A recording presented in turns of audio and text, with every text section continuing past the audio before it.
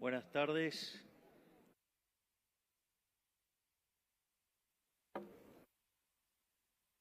Si bien, digamos, vengo en carácter de presidente,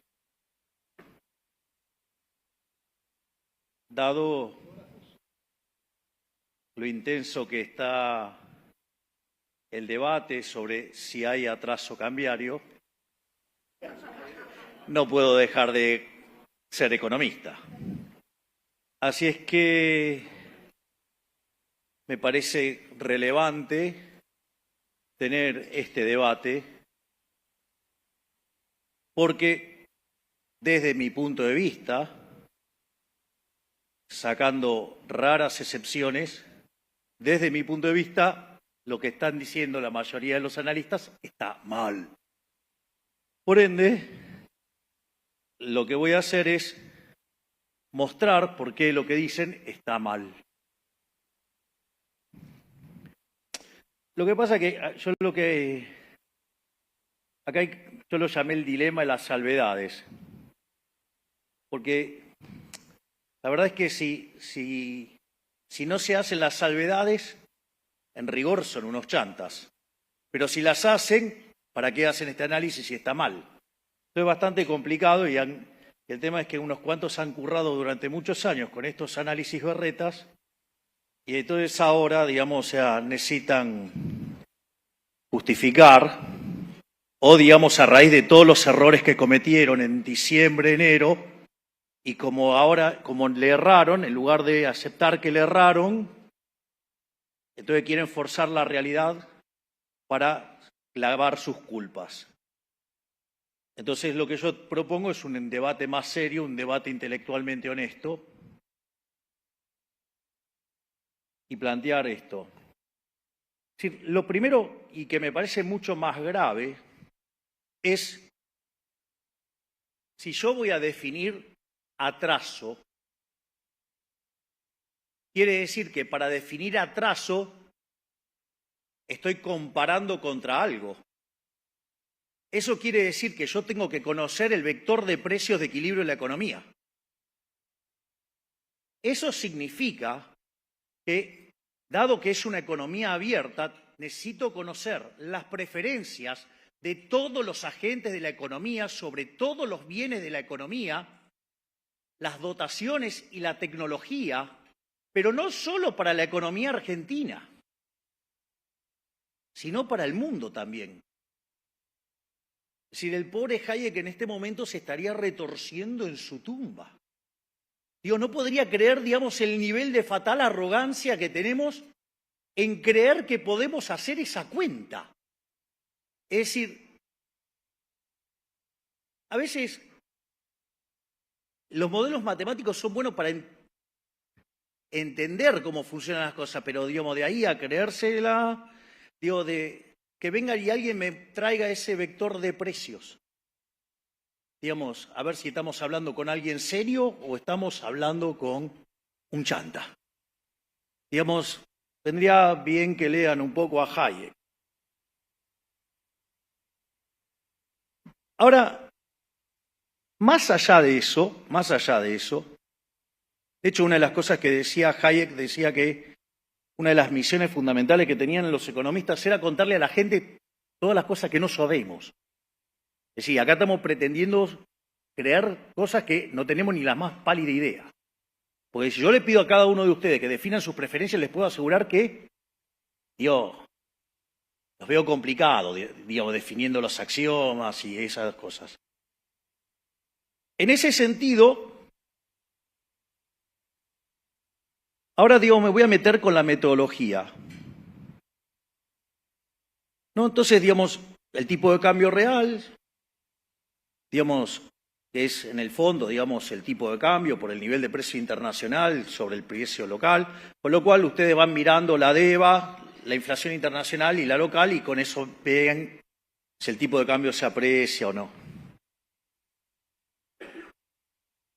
Entonces,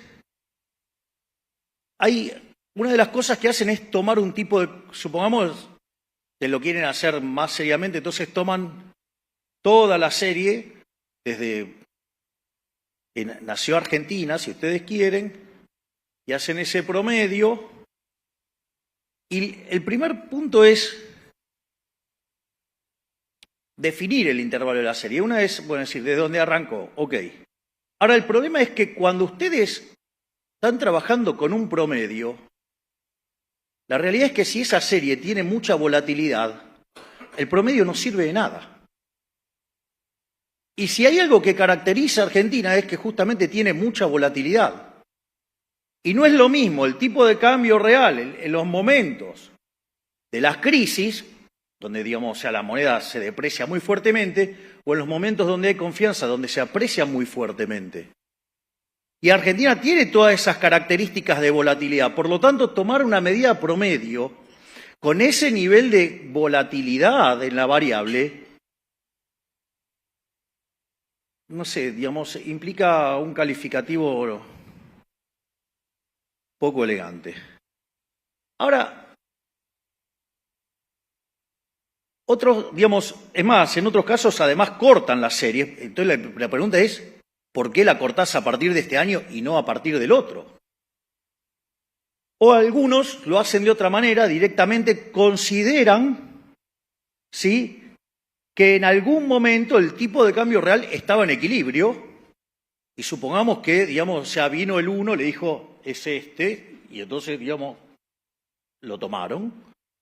Digamos, o sea, tienen, digamos, son como una suerte de los Moisés de la economía, digamos, si le dio la info, le dijo, es este. Entonces, supongamos que le pasó alguna vez y después soy yo. Bueno. Ahora, supongamos que efectivamente le da ese número y saben ese número por algún misterio divino. Ustedes se dan cuenta que si toman ese tipo de cambio de referencia de ese momento, implica que ustedes hacia adelante están extrapolando las mismas condiciones de oferta y de demanda de cada uno de los bienes de la economía. Y yo les hago una pregunta. Si yo les diera el mejor teléfono celular de hace 10 años, ¿qué harían hoy con ese celular? No lo usan ni siquiera para desecho. ¿Se imaginan los primeros que eran como unos ladrillos? ¿Se acuerdan? Digamos, esos ladrillos. O sea, se dan cuenta que esa extrapolación no tiene ningún sentido. Es decir, cambió la población, cambiaron las preferencias, cambiaron los bienes, cambió la tecnología, con lo cual es una extrapolación absolutamente idiota. Sí, con lo cual,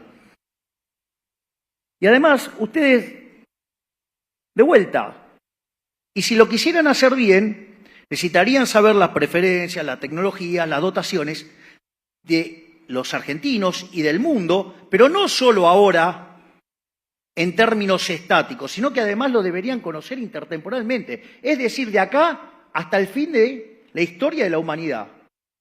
¿No les parece que es un poquito arrogante creer que pueden hacer esa cuenta y definir alegremente, hay atraso? Digo, solo para considerar lo que dice ese numerito cuando miran el numerito. Ahora, ¿eso quiere decir que como economistas no podemos decir nada? No quiere que no podemos decir nada. Podrían haber formas o mecanismos indirectos para creer que hay algún problema o hay algún desequilibrio. Es decir, entonces, uno lo que tendría que hacer es, bueno, ¿qué entiende la profesión por este tipo de cuestiones y bajo qué circunstancias uno podría creer que se podría estar dando un desequilibrio que va a derivar en que nos peguemos un tortazo? Digo, para ponerlo de manera elegante. Entonces, yo lo que voy a hacer es repasar dos modelos estándar y ver, digamos, cuáles podrían ser esos indicadores que muestren que hay un problema en el mercado de cambios o que hay un desequilibrio, que hay una situación que podría conducir a un estallido. El modelo, digamos, más convencional, más estándar, uno podría trabajar, con lo que es el modelo Mandel-Fleming, y lo podría corregir para ponerle una curva de oferta, digamos, para que no dé, digamos, ese modelo tan tonto de solo ajuste de cantidades. Entonces, yo les traje las distintas variantes. Entonces, digo, por ejemplo, vamos a tomar el caso, no sé, de tipo de cambio fijo. Entonces, yo tengo tipo de cambio fijo, en el Mandel-Fleming, si aplico política monetaria expansiva, digo, eso lo que va a hacer es, en rigor, si el modelo es de ajuste de cantidades, el desequilibrio en la tasa, lo que me va a hacer es que se me vayan los capitales, la contracara es que pierdo reservas. Por lo tanto, digamos, el desequilibrio, una de las cosas que uno debería estar apreciando, entonces, si tiene algún problema de desequilibrio macro, es estar perdiendo reservas internacionales. Si yo no me equivoco, el señor que está sentado ahí lleva comprado más de 16.000 millones.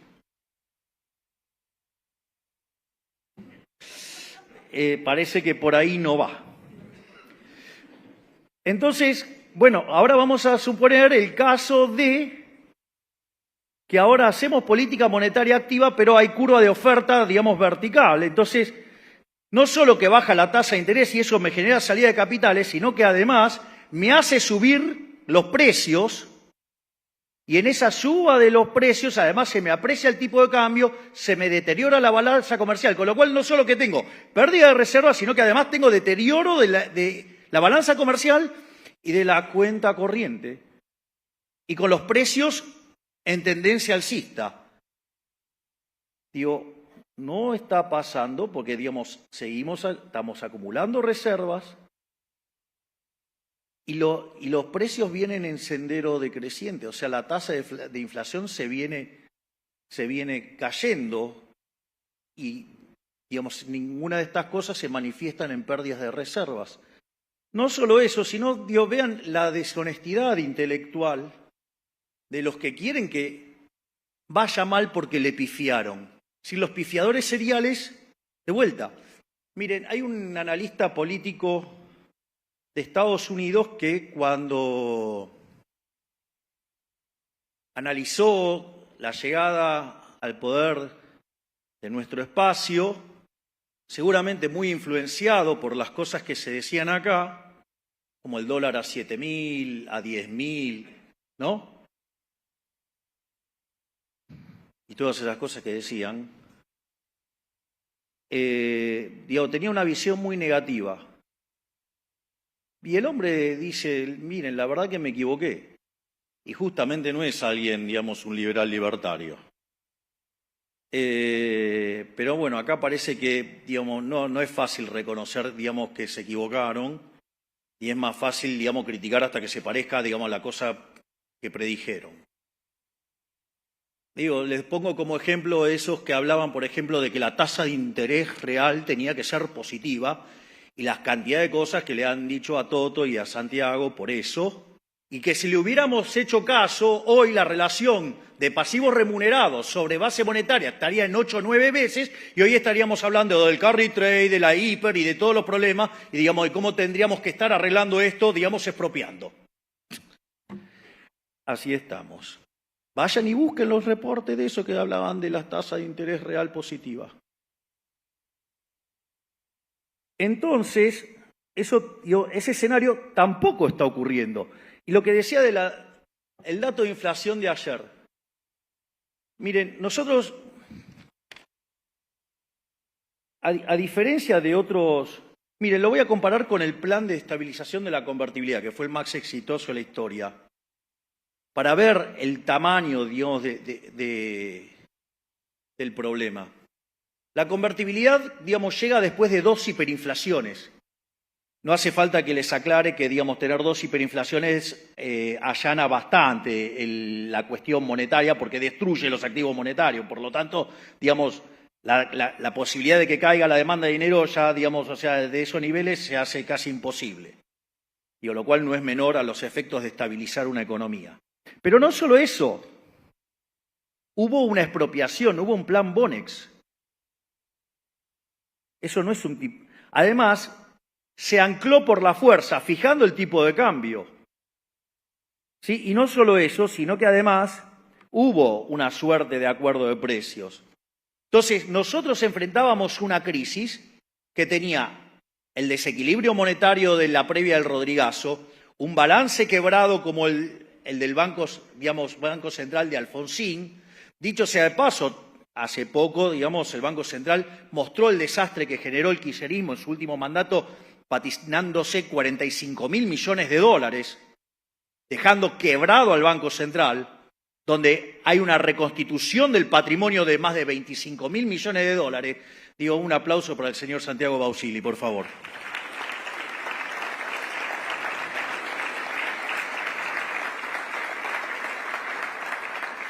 Y todo lo hicimos a mercado. Acá no hubo expropiación. Todo a mercado. Yo no tengo la culpa que no entiendan cómo funciona el problema del ancla nominal, el cual explicaré después. Entonces, y la realidad que nosotros estamos haciendo todo este proceso de estabilización, de desinflación, con corrección de precios relativos. Entonces, ¿por qué hablo de deshonestidad intelectual? Porque es cierto, la tasa de inflación ayer la conocimos, fue 8,8. Pero nosotros estamos recomponiendo precios relativos. No es que, no los estamos haciendo. Y cuando entonces ustedes miran la COR fue al 6,3. Cuando ustedes miran lo que está pasando con alimentos y bebidas, casi todos los indicadores están abajo del 3%. De hecho, la más común es, de hecho la de Fiel, dio 1,7. Es decir, que está ocurriendo. Lo que pasa es que los que le pifiaron, es más fácil decir que no hay plan de estabilización. La pregunta es, si no hay plan de estabilización, ¿qué creen? ¿Que baja de casualidad la inflación? Es verdaderamente insultante, para alguien que piense 2 minutos las cosas que están diciendo. Como verán, hoy vine un poquito más sangriento que lo de costumbre. Igual tengo más, aviso. Después, otro mecanismo es, utilizar la política fiscal activa. Es decir, entonces, en ese contexto yo estaría generando déficit fiscal, estaría haciendo subir la tasa de interés y eso haría que entren capitales, ¿sí? Y eso me aumentaría las reservas. Pero la realidad, que a nosotros la tasa de interés no la estamos subiendo. Nosotros, de hecho, la tasa efectiva cuando llegamos era de 250%. Hoy la tasa es del 40%. Por lo tanto, tampoco está funcionando de ese lado. Y si yo pongo el efecto de suba de precios que me causaría este movimiento fiscal, una de las cosas que yo tendría es que se me tendría que estar deteriorando fuertemente la balanza comercial, la cuenta corriente, y eso tendría que estar compensado, con lo que tiene que ver con la cuenta capital, y por lo tanto las reservas casi no se estarían moviendo, pero la contraparte de esto es que tendría un deterioro de las cuentas públicas y una suba del riesgo país. Y les guste o no, esos que decían que era imposible ajustar más que un punto del déficit en un año, nosotros hicimos un ajuste en el Tesoro de 7 puntos del PBI. Obvio, sí, en el medio de la crisis que agarramos, obvio no, y sobrereaccionamos un poquito, sí, obvio. Pero, eso hizo que alcanzáramos el equilibrio fiscal en el primer mes de gestión. Con lo cual, imagínense, ahora podemos empezar a relajar y devolver. ¿Por qué? Porque ya, sobrereaccionamos el equilibrio fiscal. Pero habían dicho que hacer un ajuste de 1 punto era imposible. Y nosotros ajustamos 7. Y en el Banco Central, que nadie contestaba, sobre cómo se corregía, ya bajamos de los 10 puntos del déficit, bajamos 7. Y con la nueva baja de tasa vamos a 8 de reducción. Por lo tanto, como verán, estamos haciendo un ajuste de 15 puntos del PBI. ¿Imposible? Nada. Lo estamos haciendo nosotros.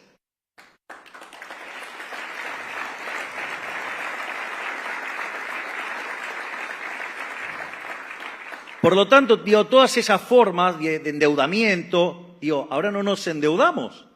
¿Por qué? Porque tenemos equilibrio fiscal, tenemos equilibrio en la cuenta financiera.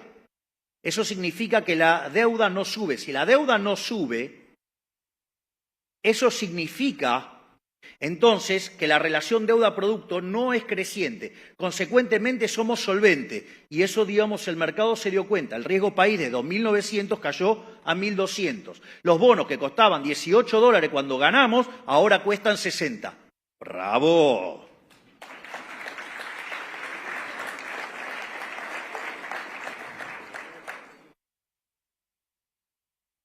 Ni que hablar que, digamos, si ustedes tienen un esquema de tipo de cambio fijo y quisieran hacer política monetaria activa y se le empiezan a subir los precios y se deterioran las condiciones externas, una de las consecuencias es que pongan controles de capitales. Entonces tendrían que ver una brecha creciente. Hola, brecha, ¿dónde estabas? Porque no te vemos. ¿No? Porque, digamos, o sea, la brecha cuando corrigen por impuesto país es 0. Por lo tanto, tampoco se ve desde ese lado, digamos, el problema. Obviamente que si ustedes, digamos, tuvieran tipo de cambio flexible, obviamente que eso, digamos, se corregiría, digamos, rápidamente sobre el tipo de cambio. Sí podrían poner un reparo en el caso de la política fiscal, porque básicamente ustedes estarían teniendo presión sobre los precios, se le deterioraría la balanza comercial y el día que se quedan sin financiamiento, digo, ahí aparecería el problema. Pero de vuelta siempre está, digamos, pivoteando, digamos, lo que pasa con el riesgo país y si consiguen o no el financiamiento para hacerlo. Pero, digamos, ese podría ser un caso que, digamos, pero tampoco, no hay déficit fiscal, el riesgo país está cayendo y no estamos perdiendo reservas y estamos necesitando el financiamiento de nadie. Ahora, yo, digamos, entiendo, digamos, uno me podría decir, bueno, este modelo no es un modelo de lo más elegante. Entonces voy a usar otro modelo, un poquito más divertido. Lo más divertido que el modelo que es más divertido los va a dejar más en ridículo a los ridículos. Esa es la parte más divertida de esto. Porque es tan obvio lo que voy a contar que la verdad que la próxima vez que les venga un economista y le diga que hay atraso cambiario se le va a tener que caer la cara de vergüenza. O por lo menos, si no escuchó esta charla, a ustedes se le van a matar de la risa en la cara y sabe que le está robando la plata. Una forma, digamos, de ver el problema de si el tipo de cambio está atrasado o no, es hacer un modelo con transables y no transables. Entonces, el tipo de cambio real, si ustedes quieren, viene dado por el precio de los transables sobre el precio de los no transables. Entonces, por ejemplo, si ustedes hacen política fiscal activa y como consumen transables, lo que van a hacer es que el precio de los bienes no transables, entonces el precio de los no transables va a estar subiendo y ustedes ahí lo que van a estar generando es una apreciación cambiaria. ¿No? Ese vendría a ser el caso. La realidad es que entonces la apreciación cambiaria tendría como consecuencia el déficit fiscal. Nosotros acabamos de escribir un ajuste que va a estar en torno a 15 puntos del PBI. Por lo tanto, no hay más Estado en la economía, hay mucho menos. Por lo tanto, en principio el modelo diría, che, no es por acá. Pero ahora lo voy a hacer todavía más gracioso, más ridículo. Voy a llevar bien al ridículo para que se den una idea de las ridiculeces que dicen otra familia de economistas, porque no puedo llamar herederos de Adam Smith, seguro que no. Digamos. Ahora voy a hacer más fácil. Supongamos que por algún motivo, no sé, viene un torpedo y revienta la mitad del sector no transable de la economía. Shock de oferta negativo sobre la oferta de los no transables de la economía. La respuesta natural, ¿cuál sería? Que el precio de los no transables suban o no. Según los cuadrados estos fanáticos de la devaluación, les diría que esto se corrige con una devaluación. Esto es una estupidez del tamaño de una casa. acabo de reventar la productividad del sector no transable. Si yo agarro y devalúo para corregir eso, lo que no va a pasar nunca es que tenga la asignación de recursos que me está marcando los precios. Los precios me están diciendo que los no transables están subiendo y tengo que mandar recursos a ese sector. Pero son tan fatalmente arrogantes que quieren tocar el tipo de cambio cuando no se dan cuenta que el problema no está en el tipo de cambio. El problema no está en el tipo de cambio, está en el que sufrí un shock de productividad. Se llama 20 años de populismo. Y si ustedes quieren tomarlo mejor, se llama 100 años de populismo.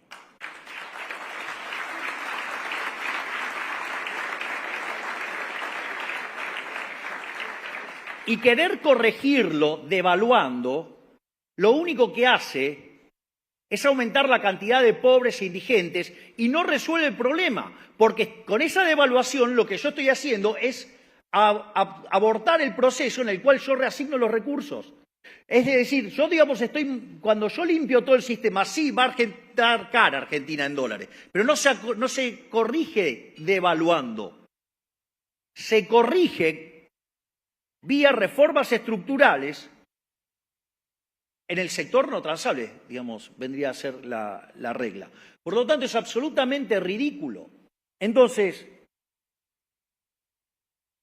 vamos a cada uno de los elementos. Entonces, un indicador, de que yo tengo un problema que desde la política económica estoy generando atraso cambiario, tendría que estar viendo déficit fiscal y creciente. Acabamos de decir que metimos un ajuste de 15 puntos del PBI. Listo, no hay lugar a discusión ahí. La otra es, estoy llevando, digamos, una política monetaria activa. Entonces llevo una política monetaria activa, y estoy generando estos desequilibrios. La realidad es que la cantidad de dinero en términos reales se está desplomando. Si ustedes toman los indicadores, esto lo vamos a discutir un poquito más adelante, sobre cómo es la salida de todo esto. Por lo tanto, digamos, si yo veo cómo están cayendo los activos monetarios de la economía en términos reales, está claro que no estamos haciendo política monetaria expansiva. Y de hecho, estamos haciendo un laburo enorme para frenar todos los grifos de emisión. Digamos, hemos frenado el grifo fiscal. De hecho, la política fiscal hoy es un mecanismo de contracción de dinero. Parece una joda, pero esto es Argentina ahora bajo el gobierno de La Libertad Avanza. Pero no solo eso. La otra es, si yo hago política monetaria activa y tengo cepo, entonces tendría que tener brecha. Yo les recuerdo, digo, que cuando nosotros llegamos, o sea, la brecha era del 200%. Digo, había una relación 3-1. Es decir, y hay caraduras liberticidas que durante toda su vida vivieron hablando de que había que ponerle arena en las ruedas, ¿no? O sea, y ahora vienen a hablar de el cepo. Digo, o aquellos que uno le hace el planteo y dice, no, pero es cepo. Y son los mismos que decían que una brecha del 60% estaba bien y se podía convivir con eso. Y hay cada caradura dando vuelta que, yo digo, no se deben leer las cosas que escribieron antes. Pues hay, digamos, algo muy divertido que anda dando vuelta en Twitter, que es cuando les hacen accountability y empiezan a mandar los informes que escribieron en diciembre, enero. Es un plato. Y es lo mismo que hablan del tipo de cambio atrasado, son los que dijeron que estábamos locos porque lo llevamos a un equivalente de 800 y la corrección por puesto país y estaba cerca de 1000 y que dijeron que era un disparate hacer eso, son los mismos que decían que había que ponerlo en 600 y tenían una hipótesis de inflación más alta que la que tenemos en la vida real y ahora hablan de atraso cambiario. No cierra el modelo. Digo, no sé, o hacen matemática borrosa. El otro caso es el tema de las reservas internacionales. De vuelta, digamos, si tuviéramos un problema de atraso, digamos, o sea, tendríamos una sistemática caída de las reservas y no paramos de comprar. Y después el tema de los precios, ¿no? Digamos, donde claramente se ve el sendero decreciente de la inflación. Esto es interesante porque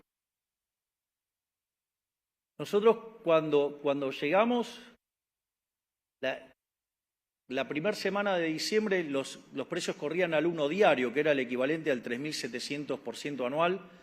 En la segunda semana se aceleró a un poco más y eso anualizado daba 7.500. Y si ustedes se fijan, digamos, puede ser que mayorista sea publicado después que el IPC, pero en realidad es un indicador que se les adelanta el IPC. Y dio 54%, eso anualizado da 17.000. Y eso hubiera sido posible si hubiera habido que convalidación monetaria. Pero la convalidación monetaria no se dio porque decidimos frenar la emisión, porque decidimos pararnos arriba del gasto público y meter el ajuste fiscal no más grande de la historia argentina, sino de la historia de la humanidad.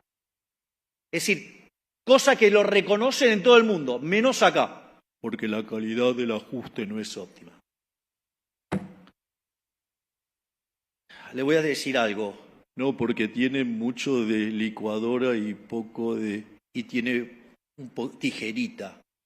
Yo le digo, digamos, o sea, primero, digamos, hemos recortado la obra pública, el hicimos cero, recortamos las transferencias discrecionales, no paramos de cortar choreos, digamos, llevamos la estructura del Estado a la mitad. No, pero es tijerita. ¿Qué tijerita? Estamos, digamos, recomponiendo tarifas, pero es tijerita. Los que decían que encima no se podía ajustar más que un punto. Y después les digo algo. Cuando la licuadora se convierte en permanente, es motosierra también. Es decir, digamos, a Toto, digamos, lo voy a llamar chanchito de yeso. Para sacarle un mango hay que romperlo todo, lo cual lo avalo. Y es un irrompible.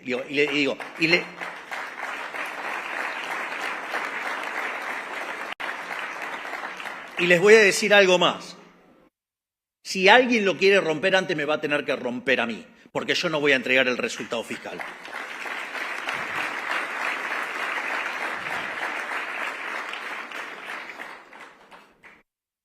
Entonces, de vuelta, gasto público decreciente, riesgo país decreciente, las tasas de interés en caída. Por lo tanto, no le cierra el modelo. O sea, no hay elemento de teoría económica que fundamente el disparate del atraso cambiario. El problema de Argentina no es un problema de atraso cambiario. O sea, de vuelta, y esto es porque no saben. La mayoría son tan chantas que no saben qué es el problema del ancla nominal. Es así de brutal, y me consta. Entonces, yo voy a explicar qué es el problema del ancla nominal. Cuando ustedes quieren saber la demanda de dinero, el dinero existe porque básicamente hay dos problemas respecto a la economía de trueque. Una es la doble coincidencia. Digamos, lo que yo quiero vender tiene que coincidir, ¿sí?, con que otro me lo quiera comprar y sea el mismo bien, digamos, para que podamos hacer una transacción recíproca. Cual es difícil. En una sociedad chiquita puede ser, en una sociedad grande se hace difícil. Y después está el problema de la indivisibilidad. Entonces, los seres humanos no se pusieron a llorar cuando pasó eso, agarró y lo arreglaron. En ese contexto apareció el dinero. Ahora, el dinero, digo, no importa, digamos, bajo qué forma, digo, cuando el hombre era nómade era el ganado, cuando, digamos, se asentó y se hizo sedentario, como lo que más comía era trigo, entonces pan, entonces el trigo se volvió moneda. ¿Por qué? Porque es un bien de intercambio indirecto, es decir, no es que lo demandaban porque querían el trigo, lo demandaban porque se servía para hacer otras transacciones. Si ustedes entienden esto, entonces la demanda de dinero en realidad es una forma de financiar el sendero intertemporal de consumo. Nadie está pensando en llevarse, digamos, el dinero al traje de madera. Digo, del otro lado no compra nada. Entonces lo compra acá. Entonces, ¿para qué me lo voy a llevar del otro lado? Es un error de cálculo. O sea, de hecho, la herencia es un error de cálculo. Pero dicho eso, ahora, profe, no te envidio. El profe Esper que acaba de llegar del Congreso. En ese contexto, entonces, la demanda de dinero es una forma de financiar el sendero intertemporal de consumo. Pero el consumo depende ¿de qué? De los parámetros profundos, diría Robert Lucas Jr., que en paz descanse. Es decir, en el fondo, de las preferencias, de las dotaciones y de la tecnología. Y como esos parámetros están dados en condiciones normales de presión y temperatura, digamos, la demanda de dinero es una cuestión granítica. Y eso tiene que ser igual a los saldos reales, es decir, la cantidad de dinero dividido el nivel de precios. Entonces, ¿qué es el ancla nominal? Que yo fijo la cantidad de dinero, ¿para qué? Para que quede determinado el nivel de precios. De ahí la naturaleza monetaria de la inflación, que si yo emito, los precios suben. Y es eso el problema del ancla nominal, que la demanda de dinero está determinada por los individuos. Y al estar determinada por los individuos, no la puede, digamos, o sea, el Banco Central lo único que puede hacer es daño, no puede, digamos, hacer bien. ¿Por qué? Porque básicamente, digamos, eso es un parámetro que está ahí. Y si ustedes empiezan a joder con la tasa de inflación y generar inflación y todo eso, digo, la demanda de dinero se empieza a mover, obvio, claro. Y ahí aparecen otros problemas. Pero básicamente ustedes fijan la cantidad de dinero, ¿para qué? Para que les quede determinado el nivel de precio. Entonces, cuando ustedes anclaron la cantidad de dinero, van a anclar el nivel de precio. A ver si se enteran. Nosotros, con el resultado fiscal, ¿sí? Lo que estamos haciendo es anclar ¿qué cosa? La cantidad de dinero. ¿Y por qué todavía no abrimos el cepo? Porque tenemos mecanismos de emisión endógena, como ya sea los pases, como sea también los puts. El día que terminemos con los pases remunerados, digo que con las sucesivas bajas de tasa lo estamos eliminando. Una vez que también terminemos, digamos, con el problema de los puts, una de las cosas que va a pasar es que la cantidad de dinero va a quedar fija y ahí se van a encontrar con el ancla nominal. Es decir, no es siempre, digamos, el tipo de cambio. Digo, no se puede ser tan cuadrado que creer que hay una sola forma de anclar la economía. Es claro que si yo fijo el tipo de cambio, dado los precios internacionales, me quedan determinados los precios locales y dada la demanda de dinero, endógenamente se determina la cantidad de dinero. Pero digo, no es la única forma de anclar. ¿Cómo digo voy a estar anclando el tipo de cambio si me dejaron 12.000 millones de dólares de reservas negativas? ¿Está claro? Entonces, todo esto lo que hace es desmitificar que hay atraso cambiario. O sea, no hay atraso cambiario. Es decir, lo que tengo son otros problemas. Tengo un problema de infraestructura. Por ejemplo, tengo un problema de infraestructura soft, es decir, tengo un problema de base contractual. Tengo un problema de infraestructura hard, o sea, tengo un problema de fierros. Y estamos trabajando con el DNU, con la ley, digamos, de bases, estamos trabajando en lo que tiene que ver con la infraestructura soft. Estamos buscando mecanismos, digamos, de iniciativa privada para corregir la infraestructura hard. Obviamente que tenemos cuestiones en la cuestión comercial y de a poco vamos liberando las restricciones. De a poco vamos abriendo. Si no es que no lo estamos haciendo. Una de las cosas que más nos ponderó el Fondo Monetario Internacional es cómo todos los días levantamos restricciones en el mercado de cambio. Todos los días levantamos. Ahora, digo, no la vamos a hacer todas juntas. Y ahora, digo, voy a explicar también por qué. Pero, digamos, hoy tenemos mucha menos restricciones. ¿Saben? Cuando nosotros llegamos de las importaciones se pagaba solamente el 15%. Hoy se paga el 70%.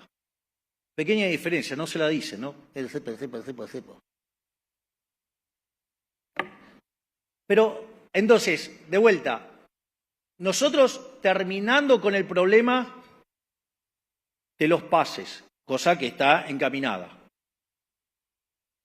Arreglando el problema de los puts, algo que el Fondo Monetario Internacional le permitió un mecanismo de financiamiento indirecto al gobierno anterior y que hizo la vista gorda y miró para otro lado y nos dejaron el pufo a nosotros, que es un mecanismo, digamos, es un put americano. O sea, cuando se le da la gana a los bancos me lo pueden ejecutar. Con lo cual, digamos, se me transforma en emisión monetaria. Con lo cual necesito corregir eso también.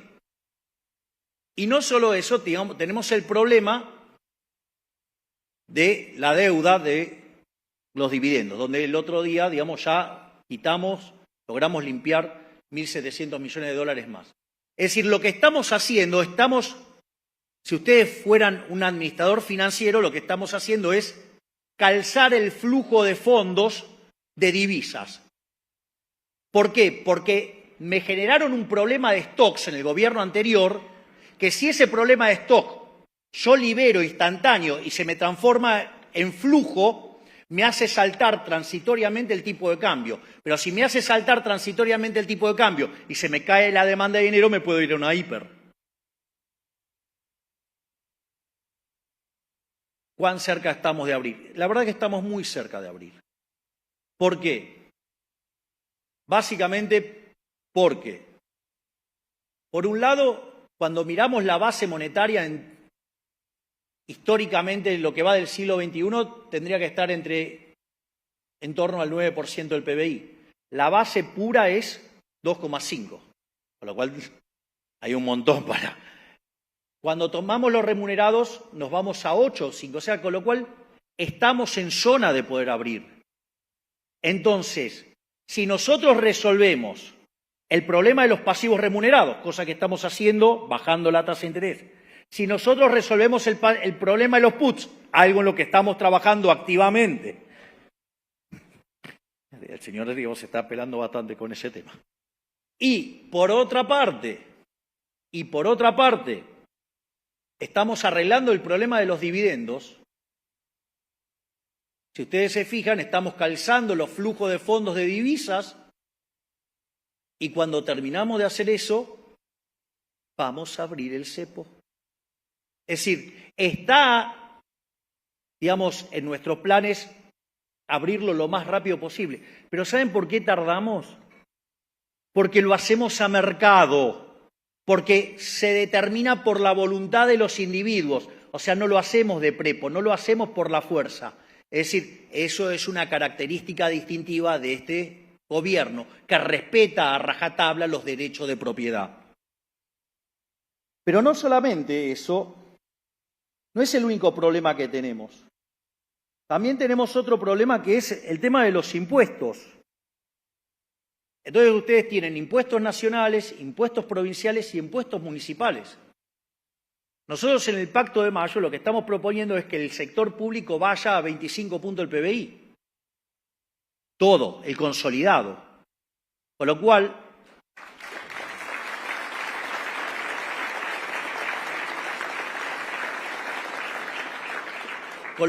la intención es bajar los impuestos. Y nosotros tenemos la intención de bajar los impuestos. Y le voy a mostrar dónde se demuestra que nosotros queremos bajar los impuestos.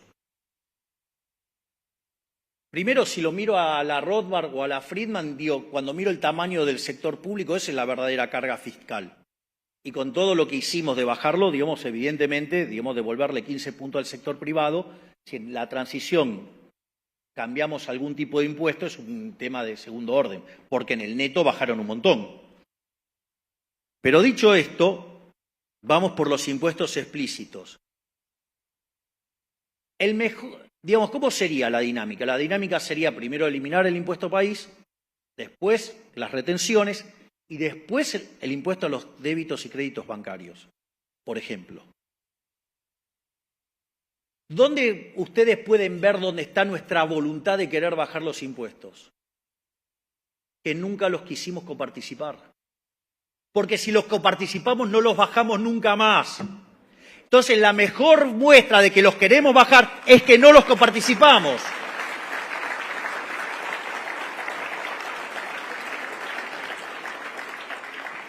Pero de vuelta, no somos nosotros solos. Nosotros tenemos la voluntad de bajar los impuestos.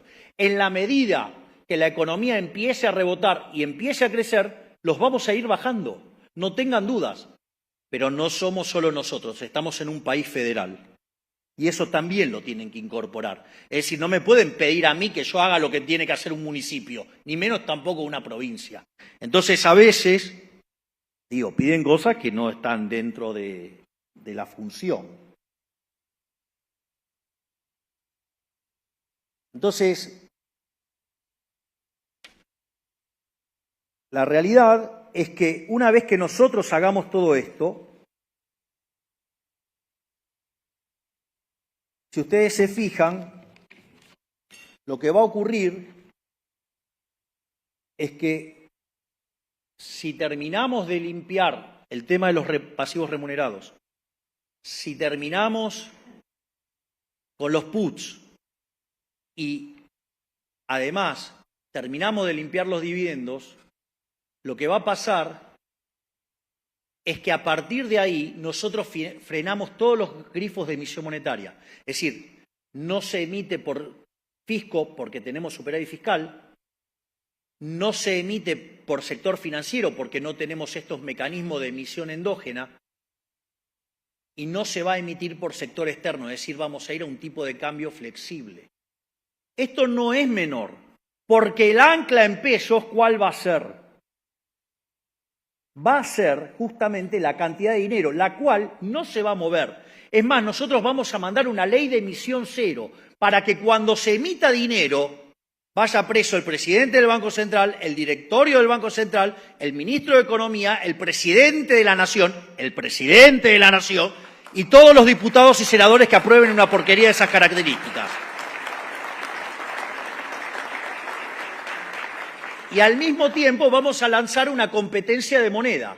Entonces, cuando la economía se empiece a expandir, ahora van a llorar más lo del atraso cambiario. Ahora se van a poner a llorar, van a tener que sentir vergüenza. Lo otro que vamos a hacer es que vamos a alargar la competencia de monedas. Por lo tanto, en la medida que la economía se expanda, es decir, y el sendero de consumo se haga más grande, en monto de consumo, asumiendo el mismo tiempo, porque ya dijimos, no sabemos el tiempo, por eso dijimos que la herencia es un problema de cálculo. Entonces, eso lo que va a hacer es incrementar la demanda de dinero. Pero nosotros no estamos poniendo pesos en la economía. Entonces, ¿cuál es la consecuencia? Que la economía se va a empezar a monetizar endógenamente por los propios individuos, poniendo, si ustedes quieren, más dólares adentro de la economía o la moneda que a ustedes se les dé la gana. Por lo tanto, vamos a ir a un régimen donde el peso va a quedar fijo y ustedes van a elegir la moneda que ustedes quieran. Todas las monedas van a competir contra el peso. ¿Le gusta el tipo de cambio de la canasta de moneda? Bueno, en lugar que lo determine un burócrata, los ponderados, los va a determinar ustedes mismos con sus decisiones. Es decir, se acabó el problema de la apreciación cambiaria. Eso sí, el peso va a estar como una roca, porque no se mueve. Pero ustedes van a poder elegir en qué moneda van a hacer las transacciones. Y que en la medida que la economía se expanda, la cantidad de pesos relativamente va a ser más chica.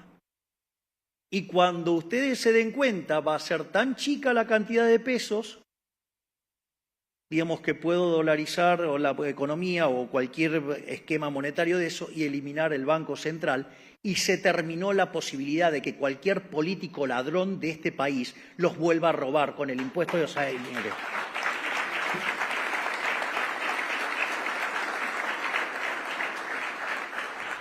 Por lo tanto, no es que no hay un programa económico.